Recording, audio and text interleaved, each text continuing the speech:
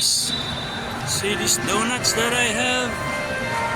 So na-avail ko siya dito sa Weta. So I'm here in a Krispy Kreme sa SM Rosario here in Cavite.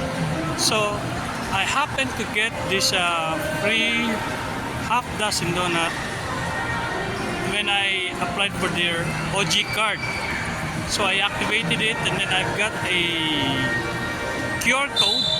So that QR code is the one that I applied para pa-avail yung half dozen donut sa QR code during registration. And then it so happens na dito sa branch na to, sa outlet na to is that guy over there sabi is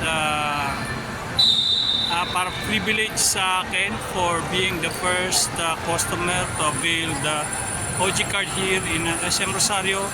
So he gave me 2 more boxes of half dozen donuts. So it's a random pick customer, and I'm the lucky guy na nabigyan. So now I've got 1.5 dozen of Krispy Kreme original glazed donut. So yeah, anyway, ito naman ang favorite ko talaga sa Krispy Kreme, yung kanilang original glazed donut. So guys, if ever na what you call this, makapunta ka sa Krispy Kreme, avail their OG card, and then yeah, get your free donuts here in Krispy Kreme. Okay, thank you.